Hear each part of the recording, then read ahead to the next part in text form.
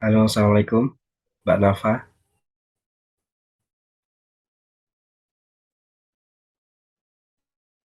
Waalaikumsalam, Pak. Nggih. Anu ya, kameranya mohon diaktif.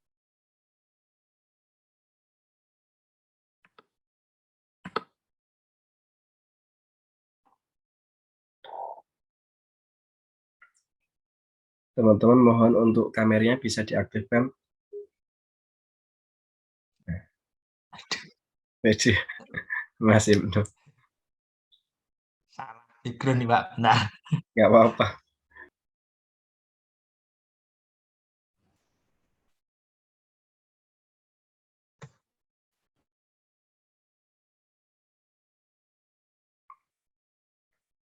Yuk, kameranya bisa diaktifkan, Mbak-mbak.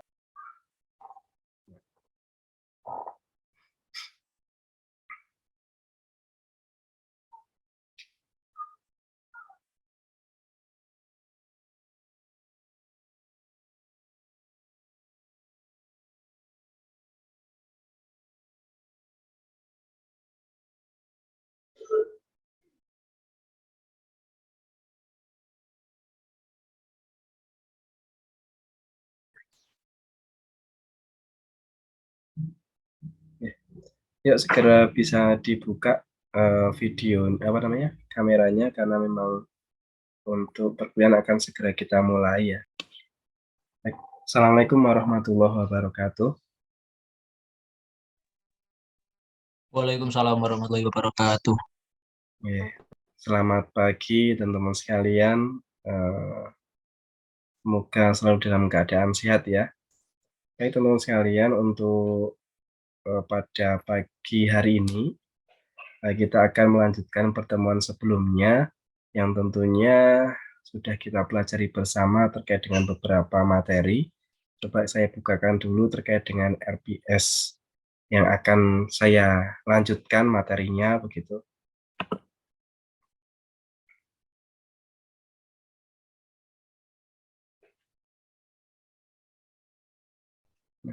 Apakah sudah terlihat di monitor teman-teman sekalian untuk RPS-nya?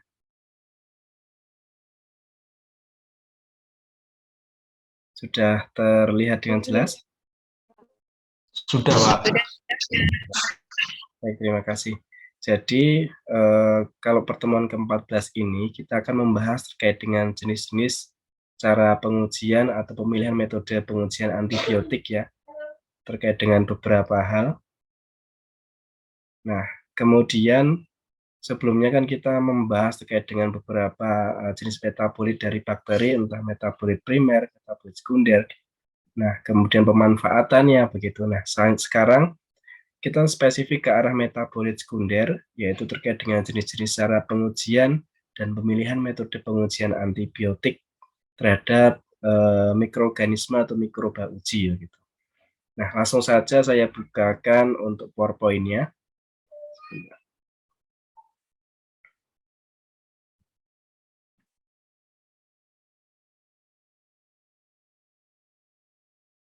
Baik. Untuk materinya apakah sudah terlihat dengan jelas, teman-teman? Sudah, Pak. Sudah, Pak. Pak.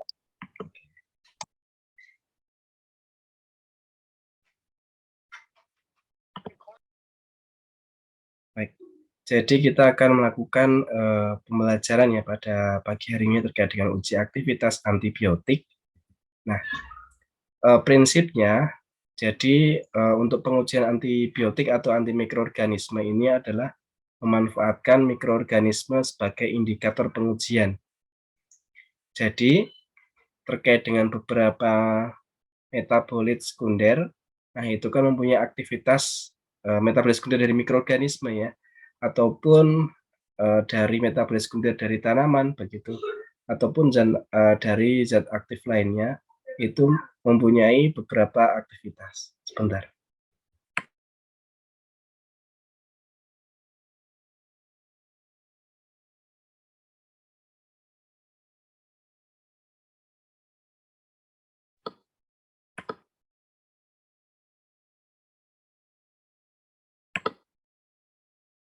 Baik, kita lanjutkan. Jadi memanfaatkan mikroorganisme sebagai indikator uji.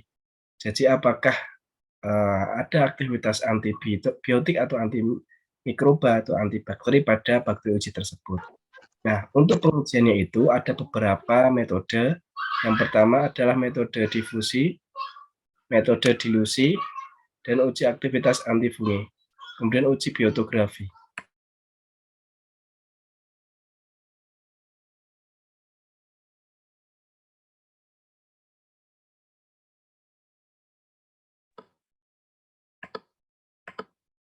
Nah, coba kita lanjutkan kembali untuk slide berikutnya. Nah, yang pertama adalah metode difusi, teman-teman. Jadi metode difusi itu sendiri ada beberapa macam. Yang pertama ada metode diffusion atau tes Kirby-Bauer ya, teman-teman. Jadi pada pengujian ini kita menggunakan semacam kertas cakram, walaupun sebenarnya kertas cakram ini sudah dilakukan ini ya, standarisasi di pabrikan seperti itu, sehingga kertas cakram ini sudah terstandar berapa volume yang ada atau yang mampu menampung sampel yang akan kita ujikan. Kemudian diameternya juga standar dari masing-masing kertas cakram ini berdiameter 6 mm begitu, dengan kapasitas volume 20 mikroliter. Nah, coba kita perhatikan untuk pengertiannya. Jadi untuk menentukan aktivitas antimikroba, piringan yang berisi agen antimikroba diletakkan pada media agar yang telah ditanami mikroorganisme yang akan berdifusi pada media agar tersebut. Nah, area jernih mengindikasikan adanya hambatan atau pertumbuhan atau aktivitas dari mikroorganisme tersebut. Jadi, misalkan kita perhatikan pada plate atau pada media agar pengujian ini, bahwa sampel itu memang terdapat pada atau di dalam cakram di sini. Kemudian nanti akan berdifusi di media agar, selanjutnya nanti akan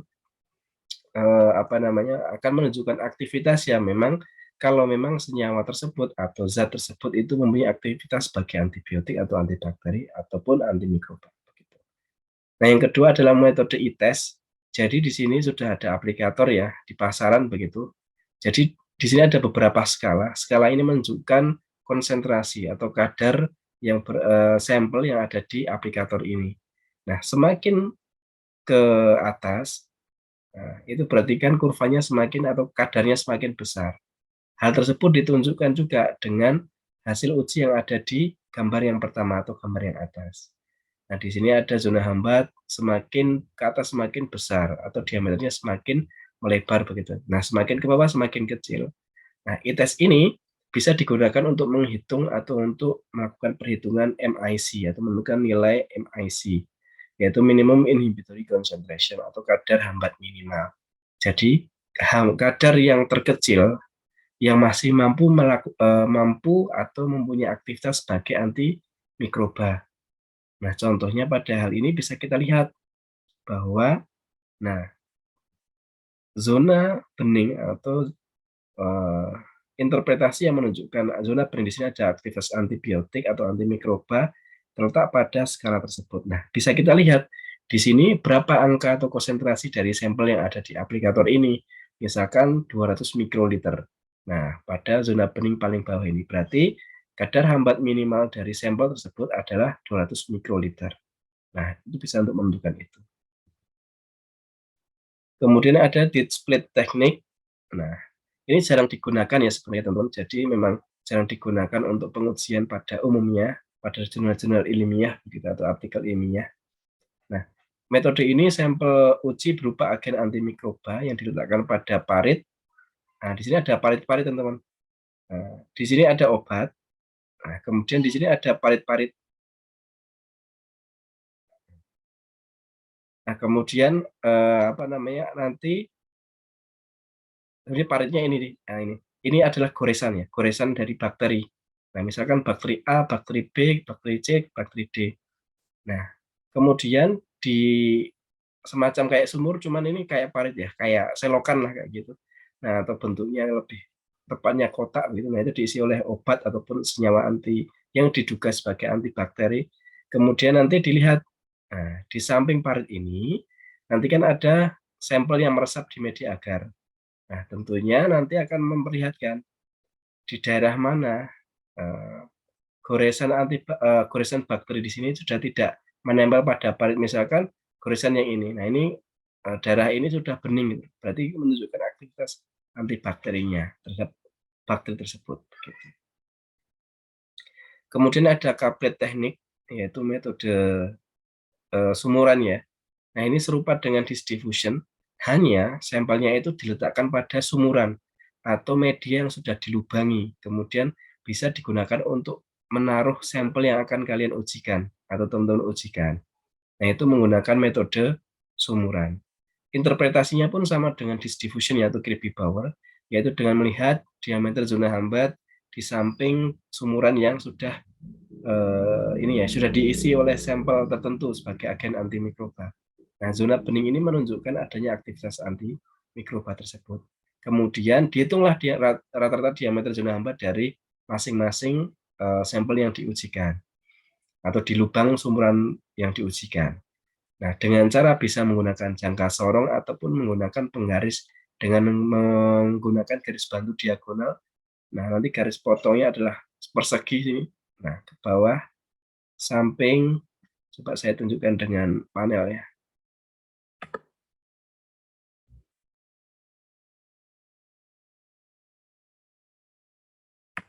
Nah, nanti bisa nih ditunjukkan dengan misalkan membuat garis potong seperti ini, kemudian menyamping, nah, kemudian ke bawah, kemudian samping sini. Nah, diharapkan lurus ya. Nah, nanti diameter zona hambat itu dihitung, nah sini. Dari titik tengah temu sini, ditambah dari bawah ke atas, atau atas ke bawah, kemudian samping ya. Nah, samping ke samping. Jadi ada 4 angka nanti yang kemudian dibagi 4 menjadi rata-rata diameter zona hambat. Nah, namun yang diagonal yang dari samping ini hanya dihitung pada zona hambatnya saja. Ini sebagai garis bantu saja, sebagai untuk mempermudah perhitungan. Nah. Oke, selanjutnya kita lanjutkan teman-teman untuk slide berikutnya.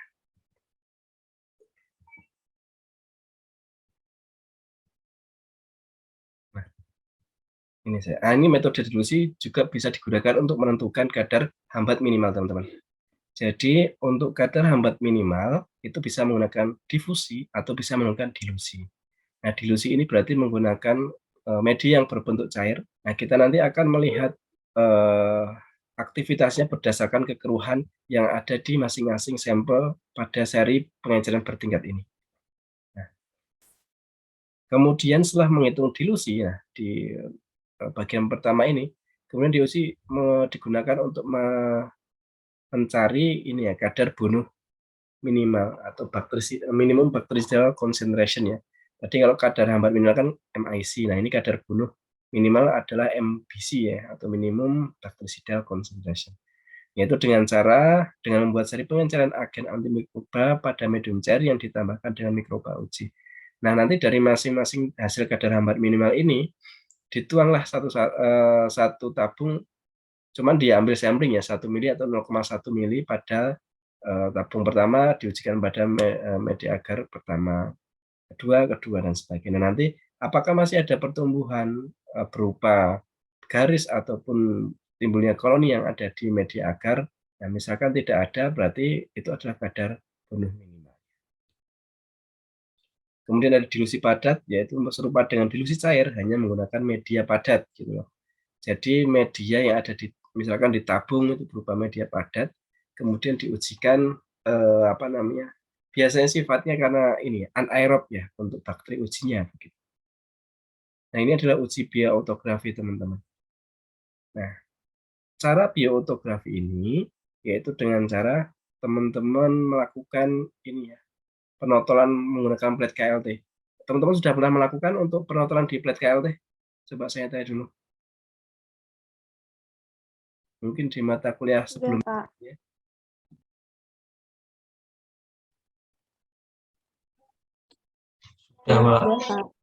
Sudah ya.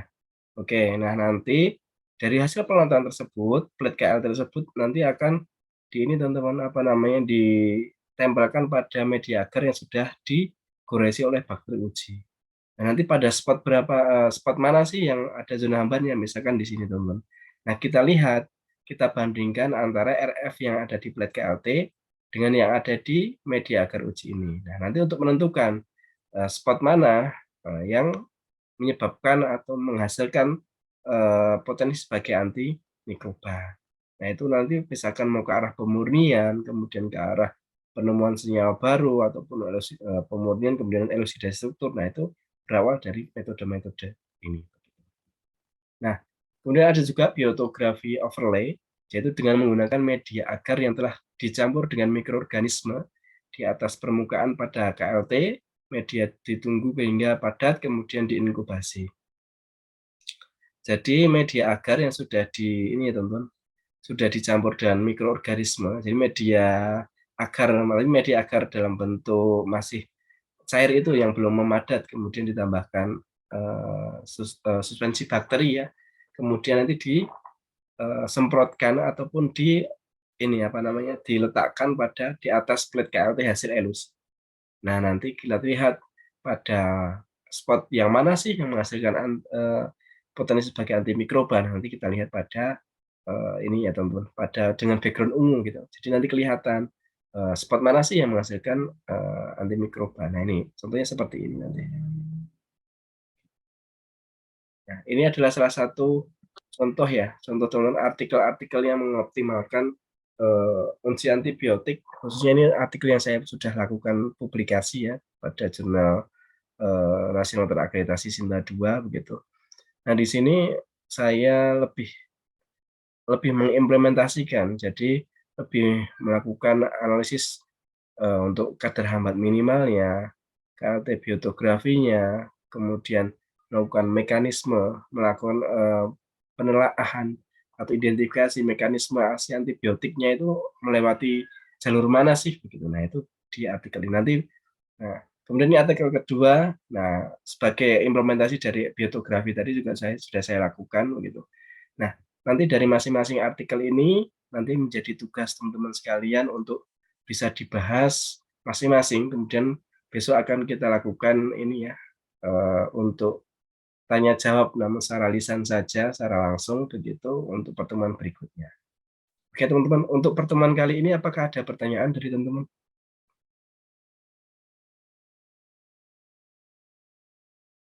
Izin bertanya, Pak. Oh, iya Mas, monggo silakan. Tadi yang pas difusi padat itu contohnya seperti apa ya, Pak? Oke, pas difusi padat. Nah, seperti ini ya Mas ya. Siap, Pak.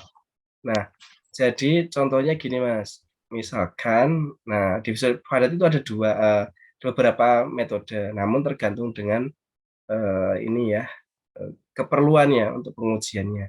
Nah, ini adalah misalkan kita lihat seperti ini saya ilustrasikan saja.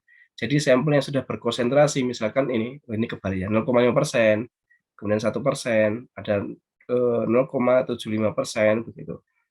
Nah, dari masing-masing pengenceran tersebut itu dari pengenceran sampel tersebut kemudian dimasukkan ke lubang sumuran ini, Mas. Jadi lubang sumuran ini dibuat terlebih dahulu. Namun sebelum dibuat lubang tersebut, nah permukaan media agar ini digoreskan oleh suspensi bakteri. Nah, kemudian sampel dimasukkan, kemudian ditunggu sampai berdifusi optimal pada media agar ini dan ini ya Mas, diinkubasi kemudian 18 sampai 24 jam setelah itu diamati.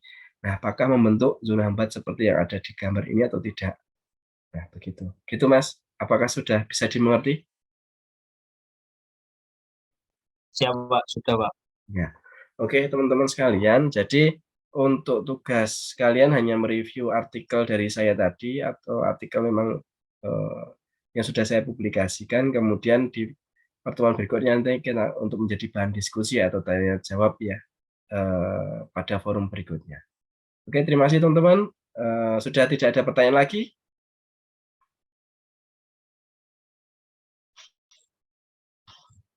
Saya rasa tidak ada ya.